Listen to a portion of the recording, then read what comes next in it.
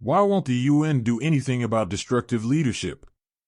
For the UN to do something, countries with destructive powers must agree. Because even considering the world rational, it in fact is not. The control system is still the animal system, the law of the strongest. We can have men who think about evolution, about human mental elevation. But in reality, the majority work on the concept of power.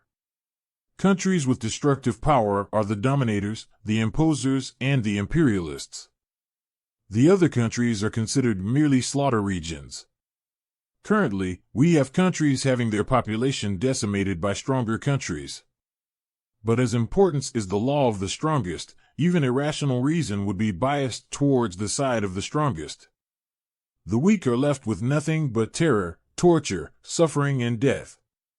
As sad as it may be to think so, this is the truth. There is no point in being deluded about the things we are constantly seeing. If a country destroys a hospital, or a school, or even entire cities, and if that country is the dominant one, then its actions are miraculously considered correct. This power system has been used since ancient times. How did ancient empires do it? Each and every atrocity was justified merely by having the power. This continues in the same way. Man expands technology, and with this he now has the power to destroy much more, just as the populations of the cities of Hiroshima and Nagasaki were destroyed. Thus, the dominant countries are the gods, and the others are animals serving the will of the dominant.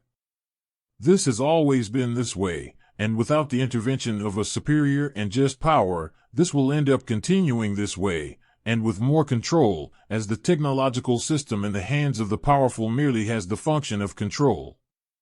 In fact, an analysis of the universe, and we can imagine that this superior power really exists, and that at some point it will put an end to this irrational action of considering men as a special race, and others merely as slaughter animals. Bonjour, notre vidéo est terminée, mais vous trouverez bien plus de nouvelles sur notre chaîne YouTube, Buscada Verdad, et sur notre site reformadoresdazode.com.